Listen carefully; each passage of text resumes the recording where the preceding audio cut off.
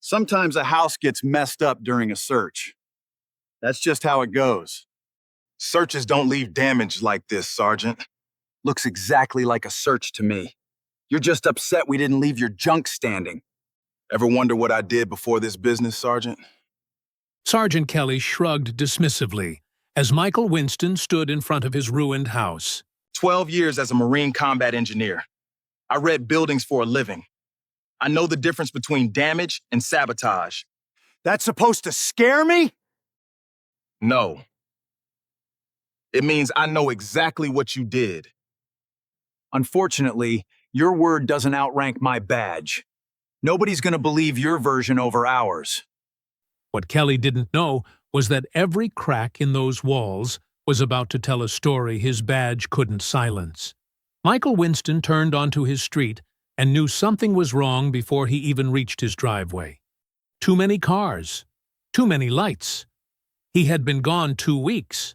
A job out of state, checking the bones of an old office building before the owners tore it down.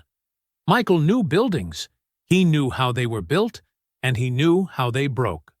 12 years in the Marine Corps had taught him that. 2 deployments as a combat engineer had taught him more. He read structures the way other people read faces. So when he pulled into his driveway and saw his house, his stomach dropped like a dead weight. The front windows were smashed out, jagged glass hanging in the frames like broken teeth. His front door was gone, not open, gone, ripped clean off its hinges and thrown to the side of the porch. White dust drifted across his lawn, catching the afternoon sun like fog that didn't belong there. 4 police officers stood in front of his house like they were posing for a picture. Michael got out of his truck slow. His hands stayed loose at his sides. Years of training told him that whatever happened next, he needed to stay calm. Calm kept you alive. Calm kept you smart. A big man in a sergeant's uniform stepped forward, thumbs hooked in his belt like he owned the sidewalk. His name tag read Kelly. "You, Winston?" the sergeant asked, though he clearly already knew the answer. "This is my house," Michael said.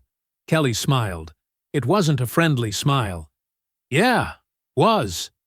Behind him, Officer Travis Allwood shifted his weight, eyes darting toward the busted windows like he didn't want to look at Michael directly. "We had a tip," Kelly said. "Drugs. Executed a no-knock warrant." He shrugged, like he was talking about the weather. "Didn't find anything." Sometimes that happens. Michael looked past him. Through the gaping hole where his front door used to be, he could see his living room gutted. Furniture flipped. Drywall torn open in long, jagged strips, like something had clawed through it. "That's not what a search looks like," Michael said quietly. "That's what a demolition looks like." Kelly's smile didn't move. "Well, mistakes happen. File it with insurance." "Mistakes?" Michael repeated. "You've been filing noise complaints." Kelly's voice dropped, took on an edge now, sharp and mean. "Against my guys, off duty, having a good time next door. You didn't like that, did you? Called the department 3 times. Made yourself a real pain in the ass." There it was. Michael felt something cold settle behind his ribs. Not surprise, recognition. "So you did this," Michael said. "Because I complained about noise." Kelly stepped closer, close enough that Michael could smell coffee on his breath. "We did this because we had a warrant. What happened inside is what happens when a house gets searched properly." He tilted his head, eyes glinting with something ugly and satisfied. "Figured a man like you would understand chain of command. Consider this a lesson. Learn who runs this street." Behind him, one of the younger officers laughed under his breath. Michael didn't yell. He didn't clench his fists. Something inside him went very still, very quiet. The same stillness he used to feel right before diffusing something that could kill him if his hands shook. He looked at Kelly for a long moment. "You're going to want a good lawyer," Michael said. The words came out flat. No anger in them. Just fact. Kelly laughed, short and sharp. Cute. Real cute. He turned to his men. Wrap it up. We're done here. The officers began walking toward their cruisers, boots crunching over broken glass on the front walk. Allwood glanced back once at Michael, something uneasy flickering across his face before he climbed into the passenger seat. Michael stood alone at the edge of his ruined lawn and watched the patrol cars pull away. Lights dark now, engines fading down the street like nothing had happened at all. He looked at his house. Really looked at it. The windows, the door, the dust still hanging in the air. Something about it didn't sit right in his gut. Not the anger. The anger made sense. It was something else. Something underneath the anger, cold and clinical. The part of his brain that had spent years learning how buildings failed. This didn't look like men searching for drugs. This looked like men who knew exactly where they wanted to dig. Michael stepped over the splintered doorframe and walked into what was left of his home. He pulled his phone from his pocket, opened the camera, and started taking pictures. Slow, careful, methodical, room by room. Not for insurance, for proof. Michael moved through his house, one room at a time, phone raised, taking pictures of everything. The living room first. His couch was flipped on its back, cushions sliced open, foam spilling out like guts. The drywall behind it wasn't just broken. It was torn open in long, straight lines, almost too straight, like someone had used a tool instead of just smashing through with a boot. Michael crouched down and studied one of the tiers close up. His stomach turned. This wasn't random. He'd seen plenty of damage in his life. Buildings hit by storms, buildings hit by neglect, buildings hit by explosions overseas. Random damage looked random. It scattered. It missed things. This didn't miss anything. Every hole in this wall lined up with a stud. Every strike lined up with something structural. Whoever tore through his walls knew exactly where the bones of the house were. Michael stood slowly and walked into the kitchen. Same thing. Cabinets pulled off their hinges, not just opened, pulled. Screws ripped clean out of the wood behind them. The drywall under his sink was gone completely, exposing pipes that had no reason to be exposed during a drug search. He snapped another picture. You still here? Michael turned. Sergeant Kelly stood in the busted doorway, one hand resting lazy on his belt, watching Michael with the kind of smirk a man wears when he thinks he's already won. Taking pictures, Michael said. For insurance? Kelly laughed. Good luck with that. Insurance companies love excuses to say no. Michael didn't answer. He crouched down again, photographing a torn section of baseboard near the pantry. Kelly stepped inside, boots crunching over broken tile.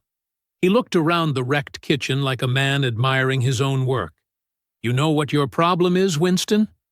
Michael kept his eyes on the wall. You think this is personal, Kelly said. It's not. It's procedure. We had a warrant. Warrant says we search. We searched. He spread his hands, almost cheerful. Sometimes a house gets messed up during a search. That's just how it goes. A search doesn't look like this, Michael said quietly. Kelly's smirk twitched, just slightly. Careful. Michael stood up and faced him directly for the first time since he'd walked back inside. He kept his voice level, steady, the same voice he used to give orders when things were falling apart around him. You know what I did before I started my own business, Sergeant? Kelly shrugged, uninterested. Combat engineer. Marine Corps. 12 years.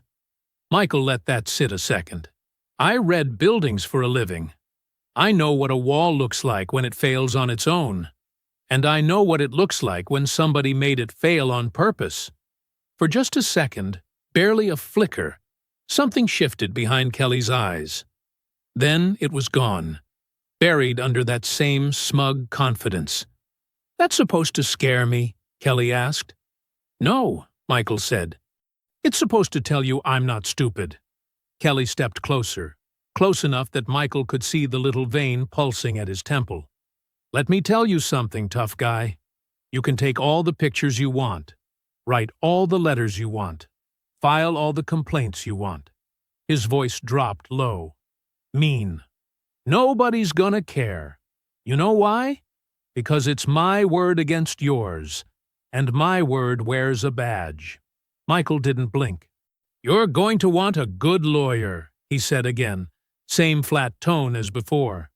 Kelly's jaw tightened. For a moment, Michael thought the man might actually swing at him. Instead, Kelly barked out a short, ugly laugh and turned toward the door. Have a nice life in this dump, he called over his shoulder. Consider yourself lucky we didn't find nothing worth arresting you for. He whistled for his officers, still lingering out on the lawn, and they climbed into their cruisers one by one. Doors slammed. Engines started. Michael stood in his gutted kitchen and watched through the shattered window as the patrol cars pulled away down the street, taillights fading into the evening. The house went quiet. Really quiet. The kind of quiet that presses in on a person, that makes every crack of settling wood sound loud as a gunshot. Michael looked down at his phone, scrolling slowly through the pictures he'd taken. Room after room of damage that didn't add up to a drug search. Too precise. Too deliberate. Somebody had used this raid as cover for something else. Michael didn't know what yet, but he intended to find out. He pocketed his phone, grabbed a flashlight from his damaged utility drawer, and headed toward the garage, where a pile of broken drywall sat waiting to be cleared before nightfall. The garage was worse than the rest of the house. Michael stood in the doorway, flashlight beam cutting through the dust still hanging in the air. Broken drywall covered the concrete floor in jagged white chunks. His tools, the ones he used for work, were scattered everywhere. Some smashed, some just thrown, like whoever did this wasn't looking for anything in particular. Just tearing. Except the far wall told a different story. Michael walked over slowly, boots crunching over debris. The wall near his old workbench had been hit harder than anywhere else in the house, not smashed apart in anger. Opened. Carefully, almost surgically, like someone had known exactly where to cut. He crouched down and pulled back a loose section of drywall. Behind it sat a small metal panel, maybe 2 feet wide, bolted into the framing. The bolts were freshly stripped, scraped raw like someone had forced them open in a hurry. Michael stared at it for a long moment. He'd lived in this house 4 years. He'd rewired half the garage himself. He knew every inch of these walls. He had never seen this panel before in his life.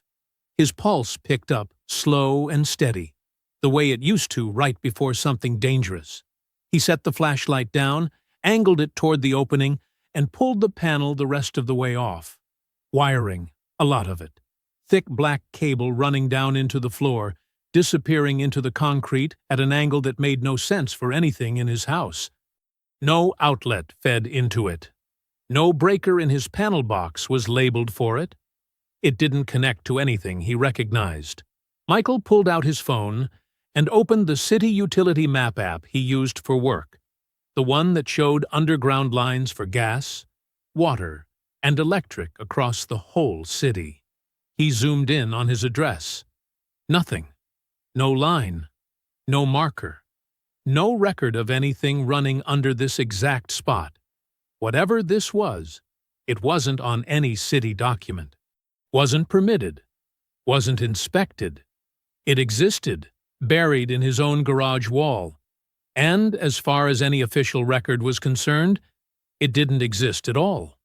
Michael sat back on his heels, flashlight beam trembling slightly as his hand tightened around it. He thought about Kelly standing in his kitchen, smug and loud, talking about a drug tip that got them a warrant. He thought about the precise damage throughout the house, every strike lined up with a stud, every hole hitting something structural. A drug search didn't look like this. A drug search didn't come with a team that knew exactly where to tear into a garage wall that had no reason to be opened.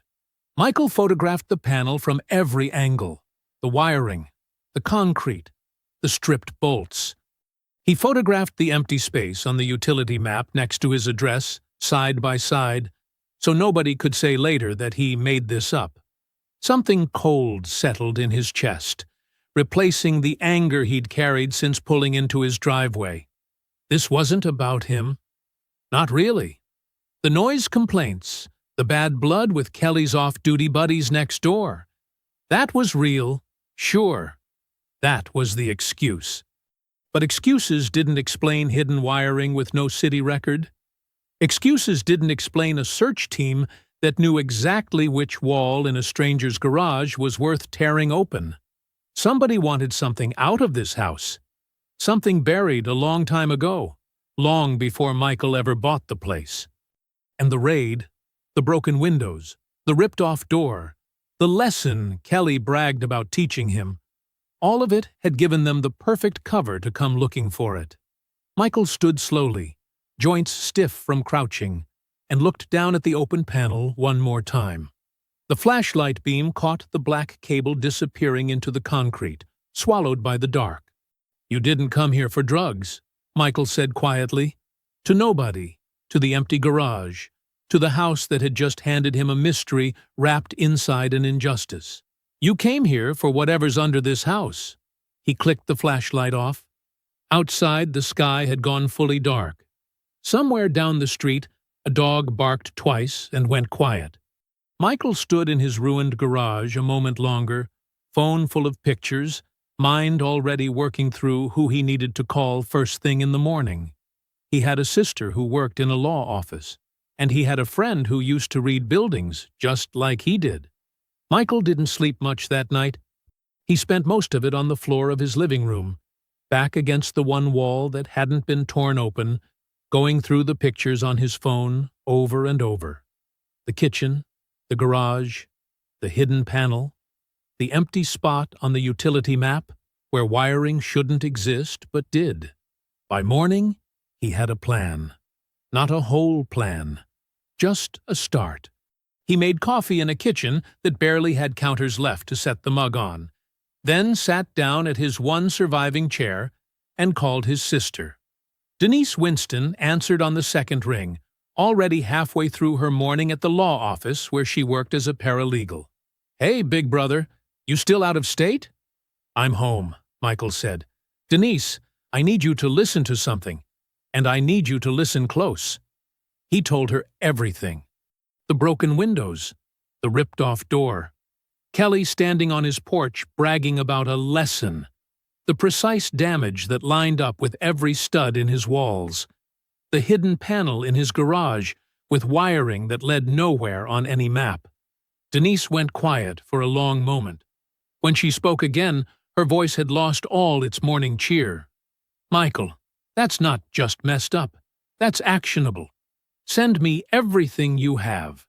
Every photo, time-stamped. Already got it." "I'm going to pull the case number today," Denise said. "If they got a warrant, there's paperwork. There's always paperwork. I want to see exactly what they told a judge to get inside your house."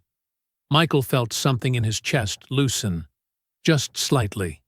Not relief? Not yet. But direction. "Thank you," he said. "Don't thank me," Denise said. "Just don't let them make you feel crazy. I know how this works. They'll try to make it look like nothing happened." She called back that afternoon while Michael was sweeping broken glass into a trash bag in the front hallway. He answered with glass still crunching under his boots. "Found the warrant application," Denise said, no greeting, straight to business. "Michael, this thing cites an anonymous tip. No name, no file number. No record of who called it in or when. That's unusual. Departments are supposed to document informants, even confidential ones, at least internally." "So it's fake," Michael said. "I'm not saying that yet. I'm saying it's weak. Weak enough to poke holes in if we push the right way." Denise paused. "I'll keep digging. Give me a few days." Michael thanked her again and hung up, staring down at the broken glass still scattered across his hallway floor. One thread was starting to pull loose. He needed another. That evening, sitting on his front steps, because there was nowhere clean left inside to sit, Michael called Lucian Lawson. They'd served together, years back, both combat engineers in the same unit. The kind of friendship built on trusting a man with your life more than once. Lucian had left the Corps a year before Michael and built a career as a forensic structural engineer, the kind of expert courts and insurance companies called in when a building's failure needed explaining. "Michael Winston," Lucian said when he picked up, warmth in his voice. "It's been too long, man." "I need your eyes on something," Michael said. "Not a normal job. My house got raided. Cops tore it apart looking for drugs they never found. But there's wiring hidden behind a wall in my garage that doesn't match anything on the city map. I don't know what it is. I need someone who knows how to read a building better than I do." Lucian's tone shifted instantly. "All business now. Send me pictures tonight. I'll clear my week. I'm driving out." "You sure?" "Michael," Lucian said, "you pulled me out of a collapsed building once. I can drive a few hours for you." Michael felt his throat tighten, just for a second, grateful in a way words didn't cover well. They agreed Lucian would arrive within 4 days. That night, rain started falling, light at first, then heavier, tapping against the boarded plywood Michael had nailed over his broken windows earlier that evening. He lay on a mattress in the one bedroom that still had 4 solid walls, listening to the rain, thinking about Kelly's voice on the porch, about the hidden panel, about the 2 threads now pulling at the same tangled knot. He didn't know yet how deep it went. But for the first time since pulling into his driveway, Michael felt like he wasn't just standing in the wreckage anymore. He was starting to fight back. 4 days later, Lucian Lawson's truck pulled into Michael's driveway, a heavy case of equipment riding in the bed. Michael met him on the front lawn. They didn't waste time on small talk. Lucian took one look at the boarded windows and the caved-in door frame, shook his head slowly, and said, "They really did a number on this place. You have no idea," Michael said. "Come on." Garage. Inside, Lucian crouched in front of the open panel Michael had uncovered, running a gloved hand along the edge of the stripped bolts. He pulled a small flashlight from his jacket and leaned in close, studying the wiring, the concrete, the angle of the cable disappearing into the floor. "This isn't recent," Lucian said after a minute. "The wiring's old. Insulation's degraded. This has been here a long time." "Years. Easy. Longer than I've owned the house?" "Way longer." Lucian pulled out a small handheld scanner from his case, ran it slowly along the concrete floor, watching numbers shift on the readout. "There's something under here. Some kind of channel running below the slab. Not standard plumbing. Not standard electric." Michael felt his stomach tighten. "An easement?" "Could be." Lucian sat back on his heels. "Undocumented if it is. I can pull county records tonight, cross-reference the parcel history. If there's an old easement tied to this address, it'll show up somewhere, even if it's buried in decades-old paperwork nobody's looked at since." They spent the rest of the afternoon in Michael's kitchen, laptops open on the one surviving section of counter, digging through public property records, old zoning filings, anything tied to the address going back as far as the county's digital archive allowed. It was Lucian who found it first. "Michael." His voice had gone flat, careful. "Look at this." Michael leaned over the screen. An old maintenance log, scanned and uploaded years ago as part of a records digitization project, listed a series of service visits to the property going back nearly 2 decades, long before Michael had ever bought the house.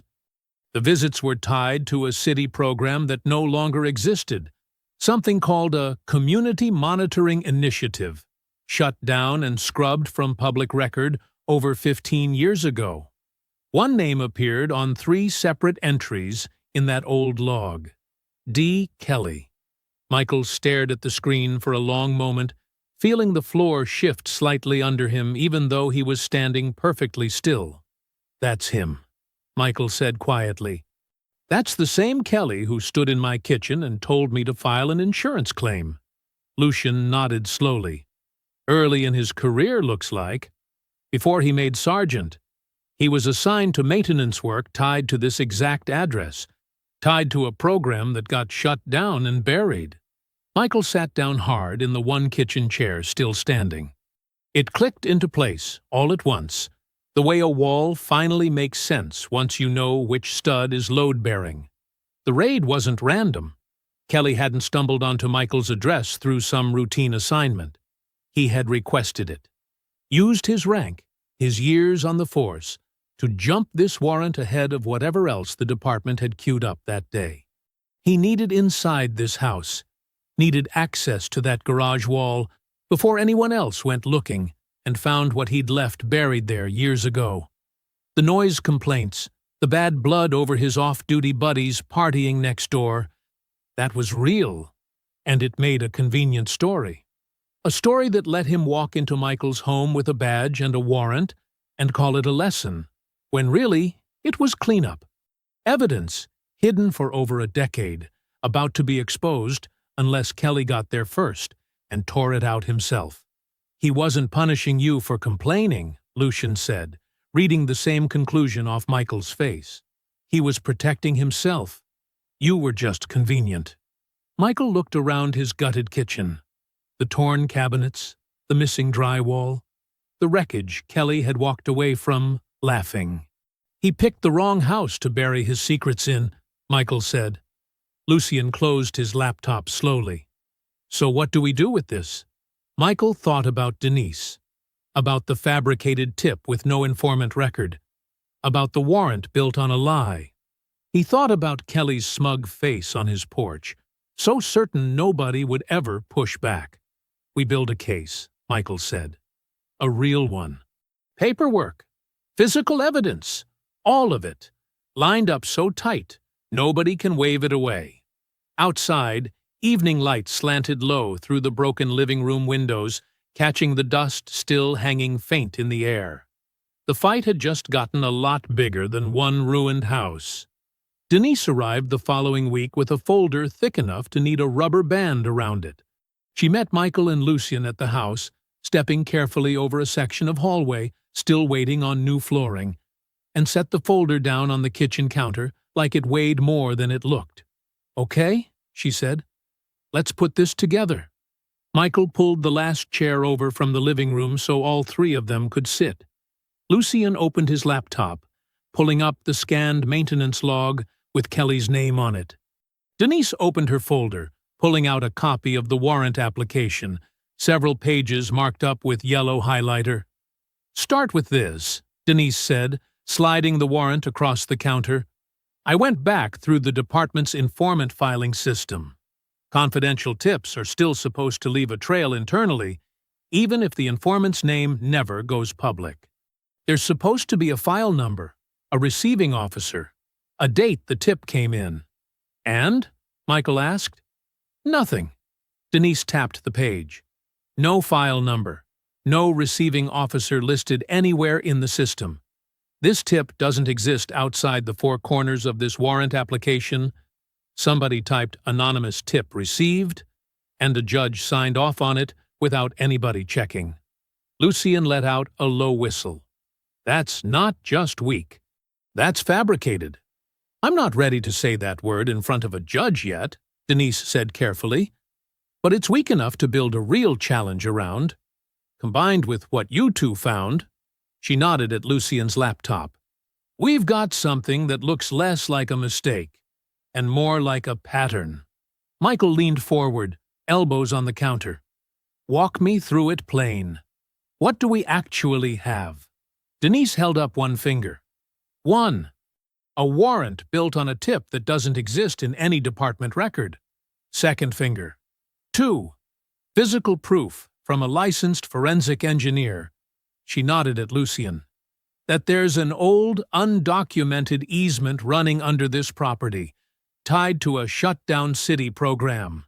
Third finger. 3.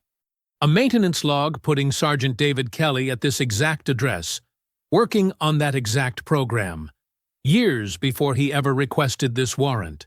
She set her hand down flat on the counter. "That's not a coincidence," she said. "That's a man protecting something he buried, using his badge to get back inside a house he had no legal reason to search." The room went quiet for a moment. Outside, a truck rumbled past on the street, and somewhere down the block a dog barked twice. "So, what's next?" Michael asked. "Two things," Denise said. "First, I file a formal complaint with the department's Internal Affairs Division. On paper, that's supposed to trigger a real review. Second," she pulled another form from her folder, "we request the body cam footage from the raid. By law, it has to exist, and by law, we're entitled to request it as part of a formal complaint." "You think they'll hand it over easy?" Lucien asked. Denise's mouth pressed into a thin line. "No. I think they'll drag their feet as long as they legally can. But every day they stall is another day we're building our case instead of losing it." Michael looked down at the folder spread across his counter. The warrant, the highlighted gaps, the maintenance log with Kelly's name on it 3 separate times. 4 days ago, he'd been standing in his driveway staring at a smashed-out door, certain the worst part was already behind him.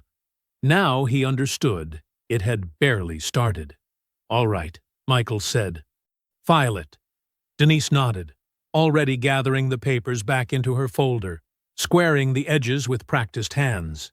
"I'll head to the office this afternoon and get the complaint typed up formally. I want this filed before end of day." "I'll keep working the structural side," Lucien said. "I want a full written report, time-stamped, sourced, ready to hand to anyone who asks. No holes in it." Michael looked between them, 2 people who'd dropped everything the moment he called, sitting in the wreckage of his kitchen building, a case out of broken drywall and buried paperwork. "Thank you," he said. "Both of you." Denise squeezed his shoulder on her way to the door. "Don't thank us yet. This is the easy part." She left for the office within the hour, folder tucked under her arm. Lucien stayed another hour longer, photographing the garage panel from every angle for his report before heading out himself, promising to call the moment he had a full draft ready. Alone again, Michael stood in his half-repaired kitchen and looked at the bare drywall he'd started patching himself, one section at a time, because he couldn't yet afford to hire it done. He picked up a trowel, mixed a fresh batch of joint compound, and got back to work. The house needed fixing. So did everything else. 2 weeks passed with no word from the department. Michael spent the time the way he'd spent every day since the raid, patching drywall by day, checking his phone by night, waiting for Denise to call with news about the internal affairs complaint or the body cam footage request. Every day that passed with silence felt heavier than the one before it.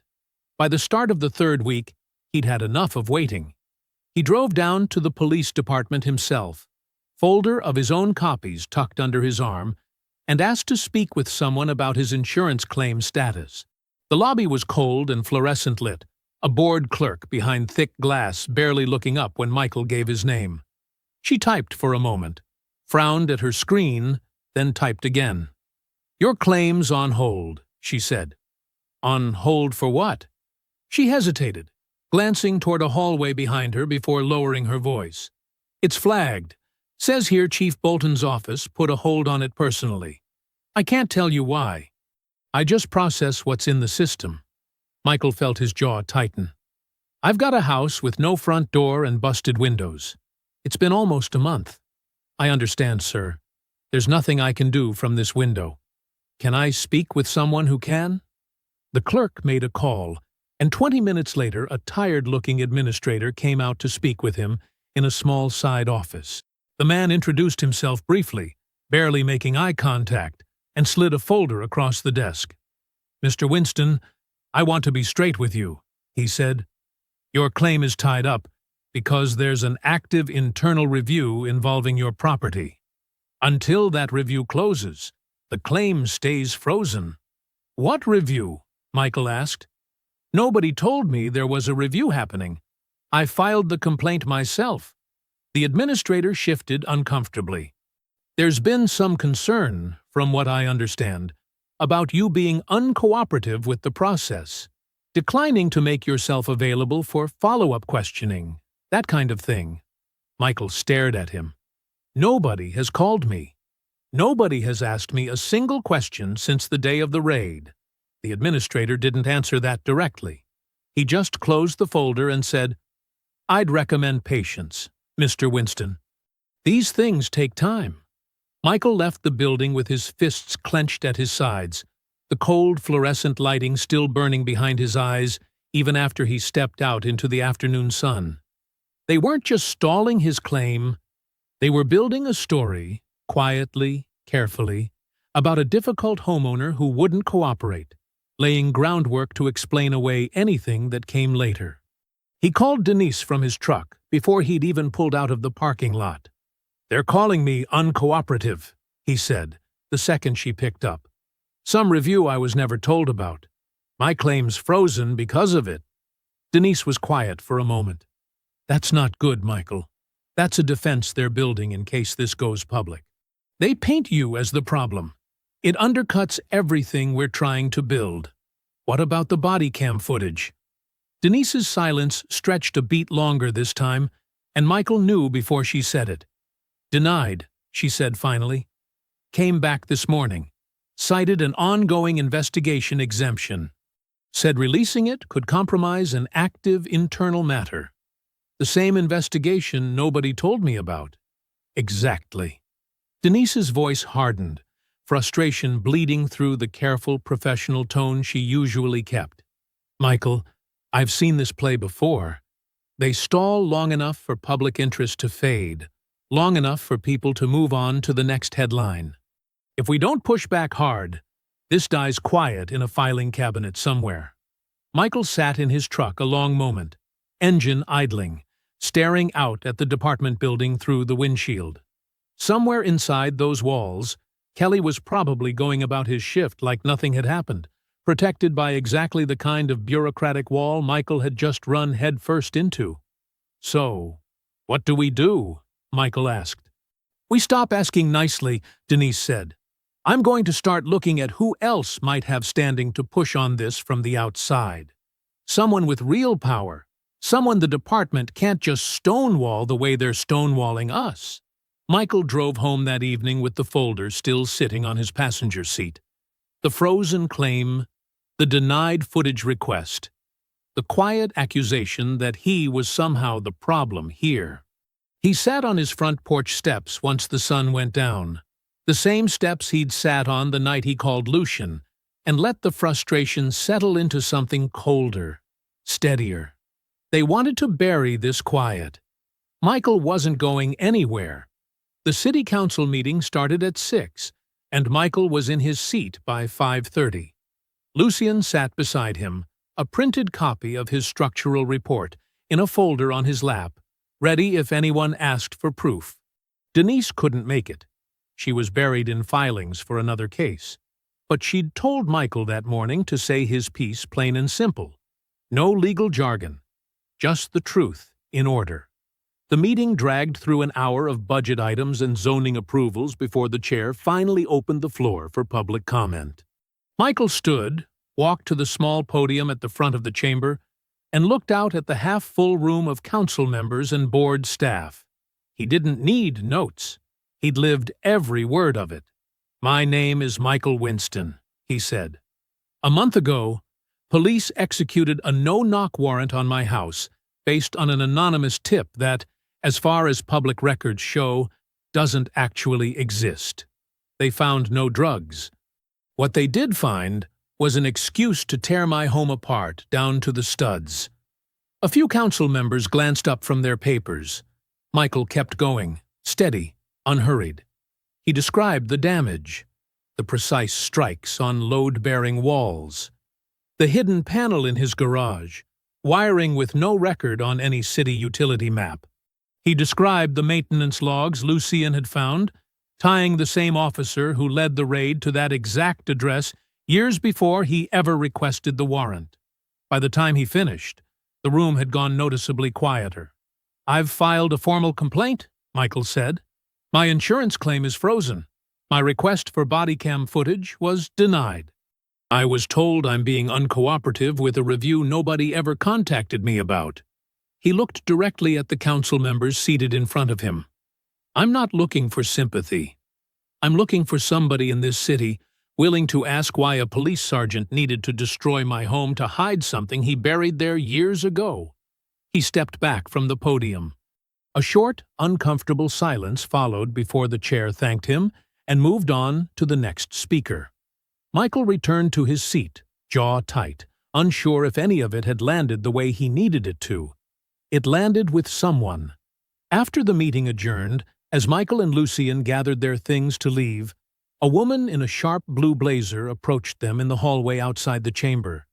Michael recognized her vaguely from the dais, one of the council members seated near the end, who'd been taking notes through most of his statement. "Mr. Winston," she said, extending a hand. "Penelope Summer. I'm on the council." Michael shook her hand. "Councilwoman? What you just described up there," Summer said, glancing around the emptying hallway before lowering her voice. "It's not the first time I've heard something like it.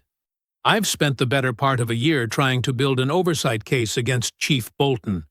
Complaints about buried reviews, frozen claims, officers protected no matter what they do." Her mouth tightened. "I've never had anything solid enough to force real movement. What you just laid out, the warrant, the structural evidence, the maintenance records, that's the most concrete thing I've heard in months." Lucien and Michael exchanged a glance. "What are you saying?" Michael asked.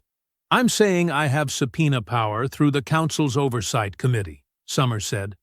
"Power your sister, as good as she clearly is, doesn't have on her own. I can compel records the department has been sitting on. Body cam footage, personnel files, assignment history." She paused. "But I need your evidence, all of it.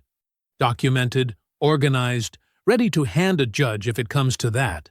Michael felt something shift in his chest, cautious hope pushing against weeks of frustration.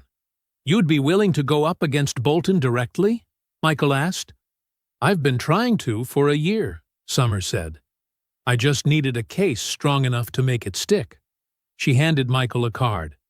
"Call my office tomorrow. Bring everything you have. If this is what I think it is, we can force this into the open a lot faster than a stalled insurance claim ever will." Michael took the card, turning it over once in his hand. "We'll be there," he said.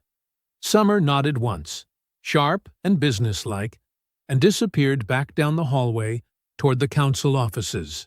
Lucien let out a low breath beside him. "Well, that's the first good news we've had in weeks." Michael looked down at the card in his hand. Summer's office number printed clean across the front. For the first time since the raid, the fight didn't feel like it was Michael standing alone against a department protecting its own. Now he had somebody with real power standing beside him. 3 days after the council meeting, Michael's phone rang from a number he didn't recognize.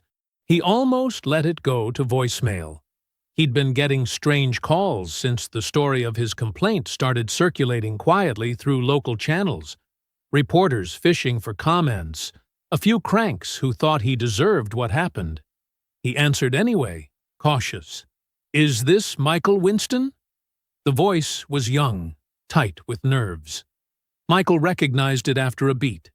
"Officer Allwood?" A pause on the other end, long enough that Michael wondered if the man might hang up. "Yeah, it's me. Look, I probably shouldn't be calling you. I could get in serious trouble for this." Michael sat down slowly at his kitchen counter, giving the call his full attention. "I'm listening." "I've been thinking about that day," Allwood said. "The raid. I keep thinking about it." His voice cracked slightly. I heard about the council meeting. Somebody sent me a clip. What you said about the maintenance logs, about Kelly being tied to that address years back." He stopped, exhaled hard. "It's true. All of it." Michael's grip tightened on the phone. "Tell me what you know." "Kelly requested that warrant personally," Allwood said. "That's not normal. Usually assignments come down through rotation. Whoever's next in line catches the call. He went around that, pulled rank, jumped it ahead of 2 other pending warrants that day. I remember because my partner complained about it at roll call, said it wasn't procedure." "Did he say why?" "No, but he knew exactly where he wanted us searching before we even got inside," Allwood said. "Went straight for the garage. Didn't check bedrooms first. Didn't check the places you'd normally check for drugs. Went straight for that back wall like he already knew something was there." Michael closed his eyes for a second, the picture snapping into full focus. Every piece Lucian and Denise had uncovered, now confirmed by someone who'd stood in that garage himself. "Will you say that to someone official?" Michael asked carefully. "Not just to me, to an investigator. On the record." The silence stretched long enough that Michael thought he'd lost him.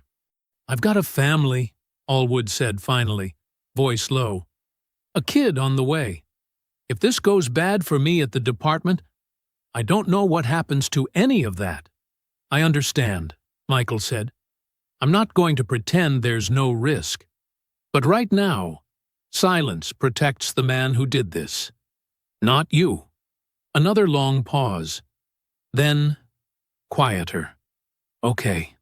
Yeah. Okay. Who do I talk to?"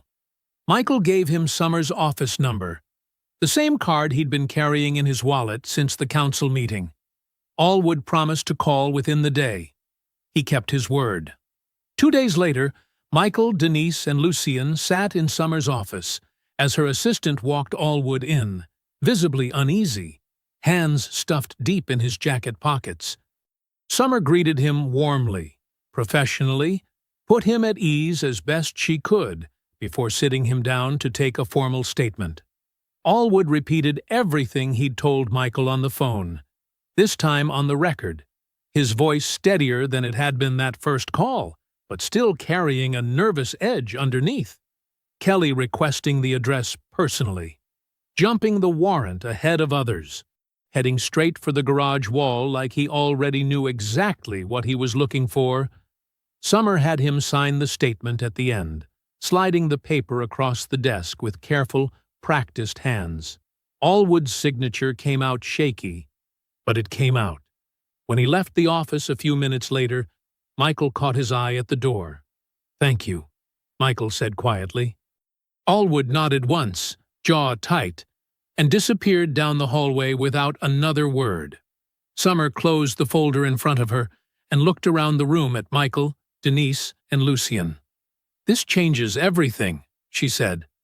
"We've got a fabricated tip with no departmental record. We've got structural evidence proving an undocumented easement tied to a shut-down city program. We've got maintenance logs placing Kelly at this exact address years before the raid." She tapped the folder holding Allwood's statement. "And now we've got a fellow officer, on the record, confirming Kelly knew exactly where to search before they ever went inside." Denise leaned forward. "That's enough for a joint complaint. Civil rights violation and evidence tampering both." "I agree," Summers said. "I'll file it formally this week, with everything you've all gathered attached in full." Michael looked around the room. His sister, his old friend, a councilwoman who'd staked her own credibility on this fight, and a nervous young officer who'd just risked his career to tell the truth. For the first time since the night he found that panel in his garage wall, it felt like the pieces were finally locking together into something too solid to knock down. He just hoped he was right. Summer filed the joint complaint on a Tuesday morning. By Tuesday evening, a local reporter named nobody had heard of before, that week had already called Michael's phone twice. Michael almost didn't answer the second time. He'd spent the last month learning to be wary of unfamiliar numbers. But something made him pick up, and the voice on the other end introduced herself as a reporter with the city paper. Said she'd gotten a copy of the filed complaint through a source at the council office, and wanted to know if Michael would be willing to talk. He looked around his kitchen, still patched with mismatched drywall, still missing a working front door he'd propped shut with a 2x4 each night, and decided silence had already cost him enough. "I'll talk," he said. The story ran 2 days later. Destroyed for nothing. Homeowner alleges police raid was cover for officer's buried secret. Michael read the headline standing in his driveway, phone in hand, before he'd even made it inside for the morning.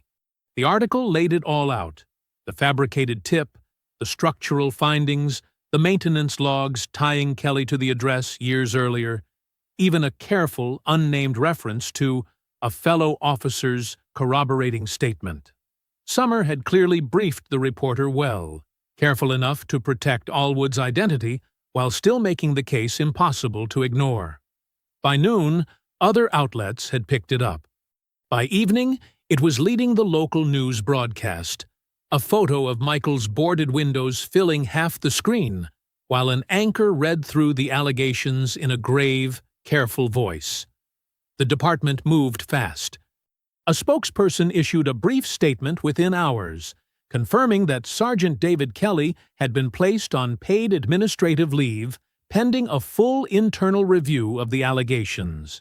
Chief Bolton followed the next morning with his own statement, promising the department took the claims extremely seriously and vowing full accountability once the facts were established. Michael read both statements standing in his kitchen, Denise on speakerphone beside him. "Paid leave," Michael said. "Not suspended. Paid." "It's a start," Denise said, though her voice carried a note of caution underneath the encouragement. "It means they can't just ignore it now. There's too many eyes watching." Lucian showed up that afternoon with a box of takeout and his laptop, insisting they eat something other than coffee for once. The three of them sat together in Michael's half-repaired living room, plates balanced on their knees, watching the story continue to spread across every local channel Michael flipped through. "Look at that," Lucian said, nodding at the screen as a photo of the department's front entrance flashed by. Reporters gathered outside waiting for a comment nobody was giving. "A month ago, you were standing alone in a wrecked house. Now the whole city's watching them squirm." Michael allowed himself a small, tired smile, the first genuine one he could remember in weeks. It didn't erase the exhaustion sitting deep in his shoulders, the months of frozen claims and denied footage requests, and being quietly labeled uncooperative by people who'd never once called to ask him a single question. But it felt, for the first time, like the story was finally slipping out of the department's control and into the open, where it couldn't be buried in a filing cabinet. Denise raised her water glass, half joking, half not. "To momentum." They clinked glasses, Lucian's soda can against Michael's water bottle against Denise's cup. And for a few hours, sitting together in a living room still missing half its baseboards, it felt almost like victory. Michael's phone buzzed against the coffee table just after 8. He glanced at the screen, expecting another reporter, another stranger fishing for a quote. It was Summer's office. The message was short, businesslike, giving nothing away. "Need you to call first thing tomorrow morning. Important development." Michael stared at the screen a moment, the warm, easy feeling of the evening cooling slightly in his chest. Denise noticed his expression shift and leaned over to read the message herself. "Could be good news," she said, though her tone suggested she wasn't sure she believed it. "Could just be logistics. Next steps on the hearing." "Could be," Michael said. But something in his gut, the same instinct that had told him the damage in his house wasn't random, told him not to get comfortable. He set his phone face down on the coffee table and tried to enjoy what was left of the evening with Denise and Lucien, the takeout going cold between them, the television still murmuring softly in the background. He didn't sleep well that night. Morning came too fast, gray light creeping through the plywood-covered windows, and Michael was already awake, phone in hand, dialing Summer's office before the coffee had even finished brewing. Summer picked up on the first ring, which told Michael everything before she even said a word. "Michael!" Her voice was tight, clipped in a way it hadn't been before. "I wanted you to hear this from me before you saw it anywhere else." Michael set his coffee mug down slowly. "Tell me." "Bolton moved overnight," Summer said. "The Internal Review Board reclassified the complaint. It's no longer being handled as a criminal evidence tampering matter. They've pushed it down to a civil personnel review." Michael gripped the edge of the counter. "What does that mean exactly?" "It means it strips away most of the teeth," Summer said. "Civil review means no criminal referral pending investigation outcome. It means Kelly's leave stays paid, and it can drag on for months with no real consequence attached.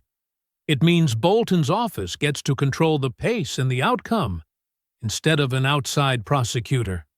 Michael closed his eyes. He buried it. "He tried to," Summer said. "I'm fighting the reclassification through the council, but that takes time we don't really have. Public attention doesn't stay this high forever, and he knows that better than anyone." Michael thanked her, hung up, and stood in his kitchen a long moment, the gray morning light doing nothing to soften the news settling heavy in his chest. It got worse that afternoon. His phone rang again a little after 2, and this time it was Allwood's number. "Michael." The young officer's voice was different now, none of the careful resolve from Summer's office 2 weeks earlier. It shook, thin and scared. "I need to tell you something." "What happened?" "I got called into a meeting yesterday," Allwood said. "Bolton's office. 2 supervisors I've never worked with directly. Just sitting there, going through my file line by line, my performance reviews. A complaint from 3 years ago I'd forgotten even existed." His breathing came ragged over the line. "They didn't say it outright, but the message was clear. My career's over here if I don't walk back my statement." Michael's stomach dropped. "Travis, don't—" "I've got a kid coming, Michael." Allwood's voice cracked fully now. "I can't lose this job. I'm sorry. I already told Summer's office this morning. I'm recanting." Michael sat down hard in his kitchen chair, phone pressed to his ear, saying nothing for a long moment because there was nothing fair to say. He understood fear. He'd seen good men make impossible choices under pressure before, in places far more dangerous than a police department's back office. He couldn't hate Allwood for choosing his family, but the ground under their case had just cracked wide open. "I understand," Michael finally said, quiet. No anger in it, just exhaustion. "Thank you for calling me yourself." Allwood hung up without saying much else. Michael called Denise and Lucien that evening, and the 3 of them sat together once more in his half-repaired living room, the mood entirely different from the celebration just days before. Denise laid it out plainly, the way she always did. "Without Allwood's testimony on record, we're down to physical and documentary evidence only," she said. "It's still strong, but it's not the same as a fellow officer confirming Kelly knew exactly where to search before they went inside. The reclassification strips the criminal weight," Summer had told him earlier, and Michael repeated it now for Lucien's benefit. "Bolton's buying time. Public attention's already starting to fade. I saw it on the news tonight. Barely a mention. Buried behind the weather." Lucien rubbed a hand over his face. "So, where does that leave us?" Nobody answered right away. Michael stood and walked to the front of the house, stepping past the 2x4 still propped against his doorframe each night in place of a working lock. He stepped outside onto the porch, the same spot Kelly had stood months earlier, smug and certain nothing would ever touch him. The house behind him was still boarded, still half-repaired, a physical wound that refused to fully close, no matter how many weekends Michael spent patching drywall alone. He looked down at the folder in his hands. Lucien's structural report, Allwood's original statement, now worthless as testimony, the maintenance logs that didn't lie, no matter how scared a man got.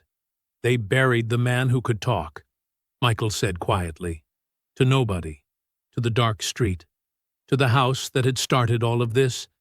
They didn't bury the walls that can't lie. Behind him, the porch light flickered once against the gathering dusk. Michael stood there a long moment longer, letting the anger settle into something colder, something more useful. They thought silencing one witness ended this. They were wrong. The next morning, Michael drove to Lucien's office, folder in hand, Denise meeting them there straight from a deposition across town. Lucien's office sat above a small engineering firm downtown, cluttered with blueprints and half-finished models on every surface.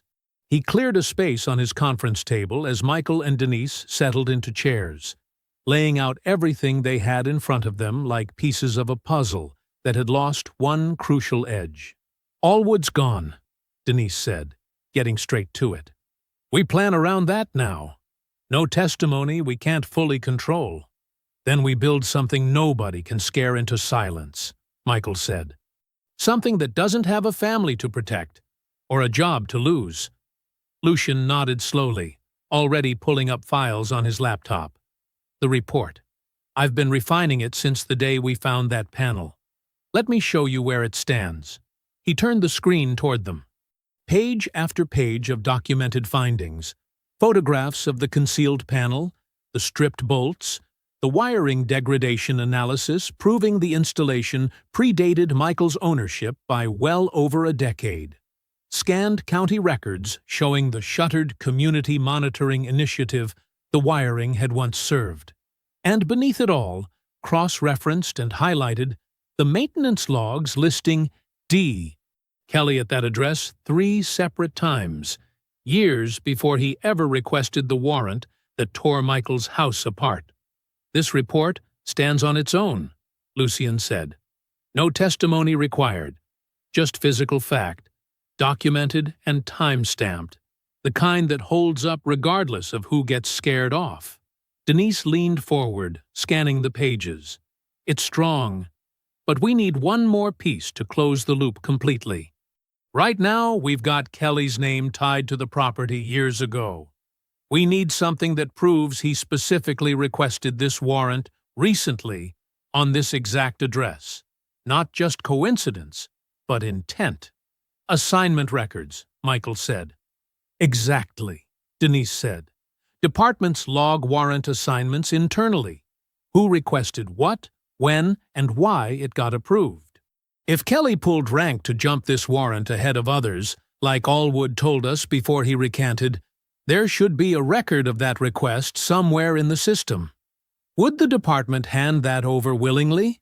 Lucien asked, though his tone made clear he already suspected the answer.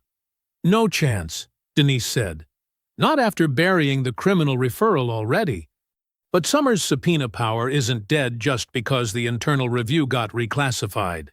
She can still compel records through the council's oversight committee, separate from whatever Bolton's office wants to control." Michael pulled out his phone. "I'll call her now." Summer answered quickly, listened to the plan without interrupting, and agreed without hesitation. "I can file for the assignment records today," she said. "It'll take a few days to compel compliance, but they legally have to produce them once the subpoena's issued. Bolton can slow walk a lot of things. He can't ignore a legal order from the Oversight Committee, not without making things dramatically worse for himself." 3 days later, the records arrived. A formal request log, dated weeks before the raid, showing Kelly had personally submitted a priority override, jumping Michael's warrant ahead of 2 other pending cases scheduled that same day. The justification field, required by department policy, listed only a single vague line: urgent community safety concern. No specifics, no supporting detail, nothing that explained why Michael's address, out of everything on the docket that day, suddenly needed to jump the line. Michael stared at the document a long moment, feeling the last piece lock into place. "There it is," he said quietly. "He didn't stumble onto my house. He went looking for it." Denise laid the 4 pieces of evidence side by side across Lucien's conference table. The fabricated tip with no informant record. Lucien's structural report proving the wiring predated Michael's ownership. The maintenance logs tying Kelly to the address years earlier, and now the priority override request with its hollow, unsupported justification. "This chain doesn't need anyone to testify," Denise said, looking between Michael and Lucien. "It doesn't need a nervous witness who can be pressured into silence. Every piece of this stands on its own. Documented, time-stamped, sourced. Nobody can scare paper into recanting." Michael looked at the evidence spread across the table. 4 separate threads pulled from wreckage and buried records, now woven into something whole. "We need a public hearing," Michael said. "Not another quiet internal review Bolton can bury in a filing cabinet.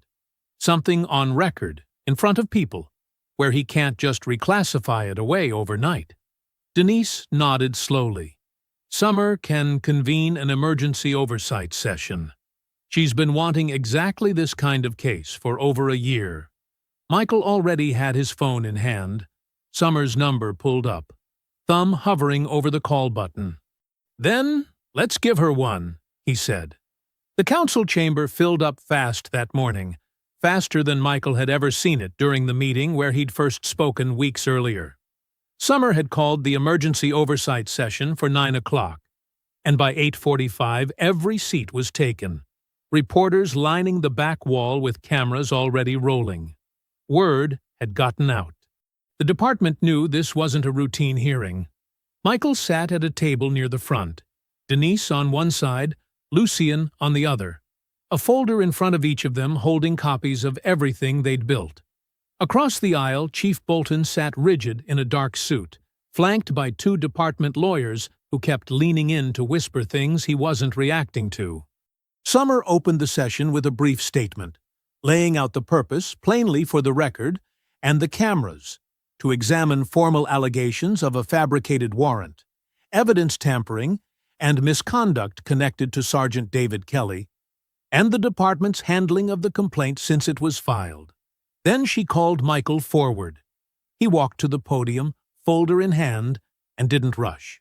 He'd learned by now that rushing gave people room to interrupt, to talk over him, to make him sound less certain than he was.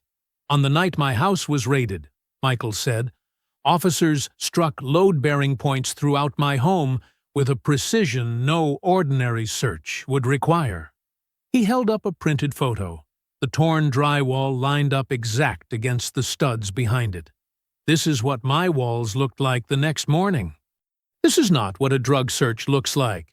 This is what it looks like when somebody knows exactly where to dig." He stepped back, and Lucien took the podium next.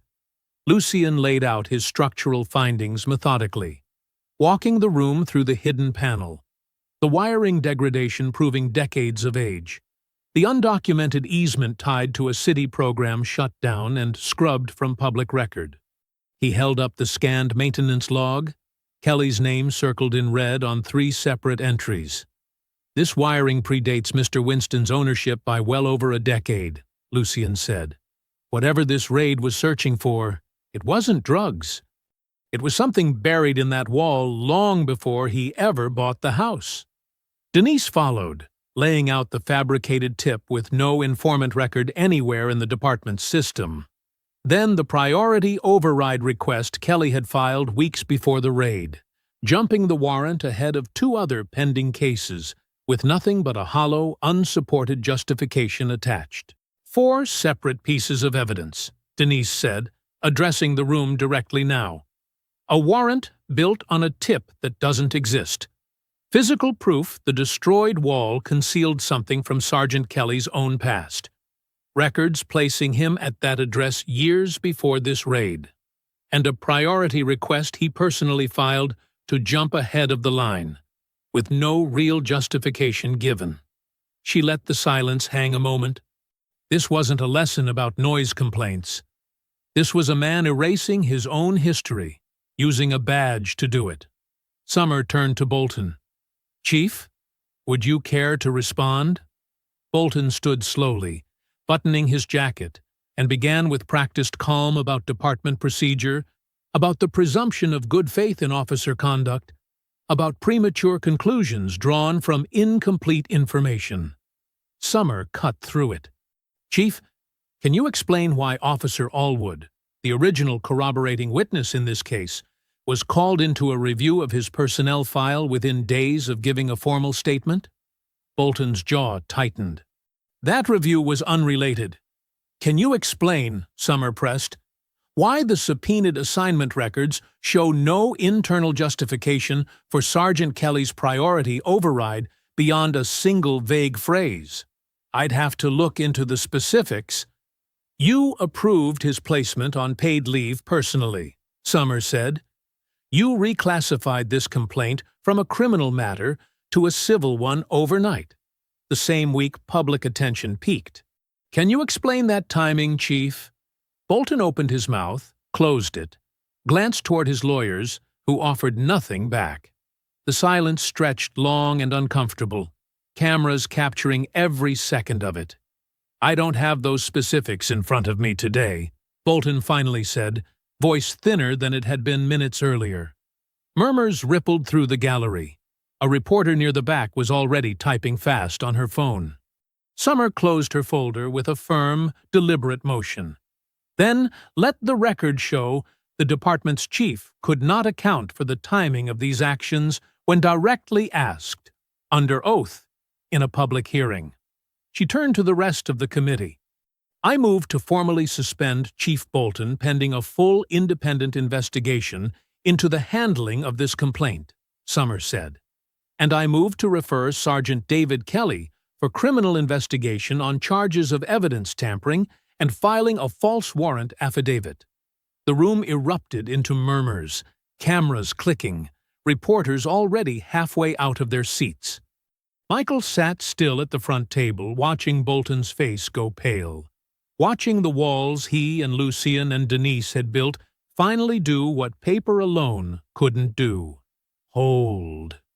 The hearing broke just after noon, the council chamber emptying into a hallway crowded with reporters and cameras. Michael stepped out beside Denise and Lucien, still absorbing what had just happened inside. Summer's motion, Bolton's pale, cornered silence, the room full of murmurs as the committee voted to move both referrals forward on the spot. It had happened faster than Michael expected, faster than months of frozen claims and denied footage requests had prepared him for. He didn't get long to process it. A commotion rippled through the hallway near the far exit, voices rising sharp over the general noise of the crowd. Michael turned in time to see two plainclothes investigators approaching Sergeant David Kelly, who'd apparently been waiting outside the chamber for news of the hearing's outcome, expecting, Michael guessed, a different result entirely. One investigator said something low, official. Kelly's face shifted from confusion to disbelief to something harder, angrier, as the second investigator stepped behind him and asked him to place his hands behind his back. "This is insane," Kelly said, loud enough to carry down the hallway. "You're doing this here? Now?" "Sergeant Kelly, you're being placed under arrest on charges of evidence tampering and filing a false warrant affidavit," the investigator said, voice flat and procedural, the words carrying easily over the sudden hush that fell across the crowded hallway. "You have the right to remain silent." Cameras swung toward him instantly, reporters surging forward, phones raised. Kelly's eyes scanned the hallway, wild for a moment, until they landed on Michael standing near the chamber doors. "You did this," Kelly said. voice cracking with something between fury and disbelief. "You think this changes anything? You think—" "Sir, please don't resist," the investigator said, cutting him off, tightening the handcuffs with practiced efficiency. Michael didn't answer him. He didn't need to. Months earlier, this same man had stood on Michael's porch, smug and untouchable, telling him to file an insurance claim and move on, certain nobody's word would ever outweigh his badge. Now, Michael stood in a courthouse hallway and watched that same man led away in handcuffs, past the same community members who'd shown up that morning hoping to see exactly this. Michael stayed silent. He let the moment speak for itself. The investigators walked Kelly past him, close enough that Michael caught the man's eyes one final time. No smirk left in them now. Nothing but raw, cornered anger. Michael held his gaze steady until Kelly looked away first. The hallway doors swung shut behind them, muffling the last of Kelly's protests as he was led toward a waiting car outside. Denise exhaled slowly beside Michael, some of the tension finally leaving her shoulders. "It's really happening." "It's happening," Lucien agreed, quiet, still watching the doors. Within 3 days, the story shifted from local news to statewide coverage. Chief Bolton, facing mounting pressure and an independent investigation now confirmed by the State Attorney General's office, announced his resignation in a brief, carefully worded statement that mentioned nothing about the specific findings, only a desire to allow the department to move forward under new leadership. Nobody believed the statement, and nobody much cared. The resignation itself was the headline. Summer called Michael personally the following week, her voice carrying the kind of tired satisfaction that came from finally winning a fight she'd been fighting alone for over a year.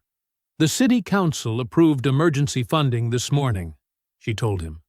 "Full reconstruction of your home, covered entirely by the city, given the circumstances. No more fighting your insurance company over it." Michael sat with the phone pressed to his ear, something in his chest loosening for the first time in months. "Thank you," he said, "for all of it." "There's one more thing," Summer said. "The council's setting up a new independent auditor position, someone to review police search warrant compliance going forward. Make sure something like this doesn't happen to anyone else in this city. Structural background required. I can't think of anyone better qualified than the man who cracked this case open with nothing but a flashlight and a good eye for construction." Michael sat quietly a moment, turning the offer over in his mind. "I'd like that," he said finally. "Good," Summer said. "Come by my office Thursday. We'll get you set up." Michael stood on his front lawn that evening, phone still warm in his hand, looking at his house, still boarded, still waiting on repairs that would finally, truly begin.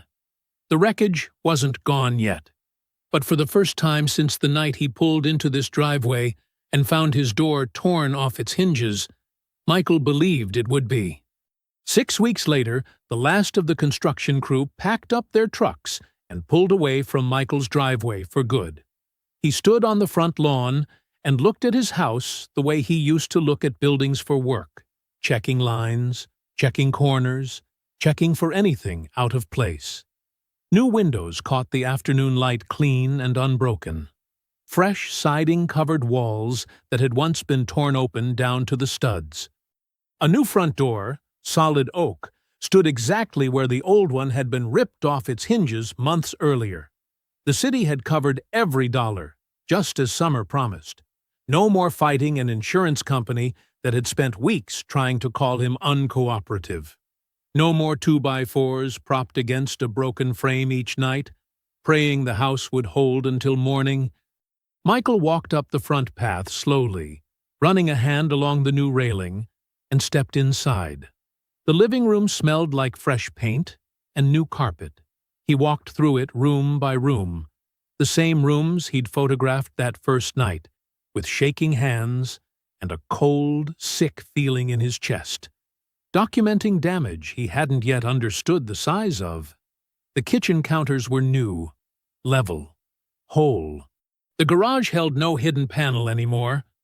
Lucien had made sure the old wiring was properly removed and documented as part of the final structural report, closing out the last physical trace of whatever Kelly had spent years trying to keep buried. Michael stood in the garage a long moment, looking at the smooth, unbroken wall where the panel used to be. It was over. Really over. Kelly sat in a county jail cell awaiting trial on charges that could put him away for years. Bolton's resignation had triggered a wider state investigation into the department's culture of cover-ups, one that was still uncovering new problems each week, according to Denise, who'd been following the case closely from her office. The department itself was under new leadership now, a reform-minded chief brought in from outside the city, promising changes Michael intended to watch closely. He heard the front door open behind him. "You in here?" Denise's voice carried through the house, followed by footsteps. Michael met her and Lucien in the front hallway, both of them looking around at the finished repairs with something like quiet awe. "It looks good, man," Lucien said, running a hand along the new drywall. "Really good. Better than good," Denise said.